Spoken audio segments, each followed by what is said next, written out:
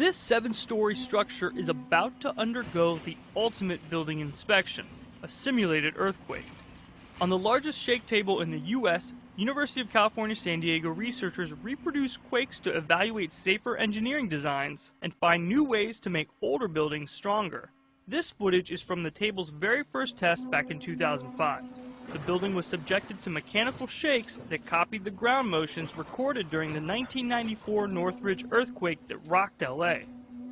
It takes a signal that it has been created artificially or is one that has been recorded from the ground motion anywhere in the world, and then we can reproduce the movement of the ground with extreme fidelity. That means engineers can recreate actual earthquakes. Some of these include the 1989 quake that struck the San Francisco Bay Area, as well as the deadly 1978 earthquake in Tabas, Iran that measured 7.8 on the Richter scale and lasted 3 minutes.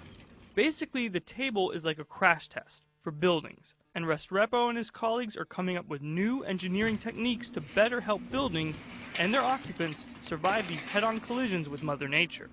One design is using interior cables modeled after a push puppet. Those little toys where a segmented cartoon character falls down with the push of a button at the toy's base. Let the button go and the puppet springs back up. The advantage of those things is that these buildings basically dislocate themselves.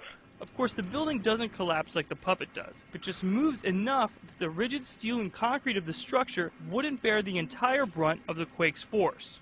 And then when the earthquake fades off, they just settle back to where they were before. While these engineering feats can help with new buildings, for older or historic structures that need retrofitting, engineers use everything from reinforced concrete casting to advanced composite materials and synthetic fibers. UCSD researchers are sharing data and information with earthquake-prone places all over the world. Keeping these new designs affordable is a major hurdle, and it's not the only one. The biggest challenges that we face in future for earthquake design are for very strong, long-duration earthquakes. And by those we expect not in California, but perhaps in Washington and Oregon. The duration of an earthquake, the effective duration that is just ratcheting and on and on and on and on. We know so little that the things that we have developed so far may be okay. We hope they are okay, but we need to test them. For Discovery News, I'm Jorge Rivas.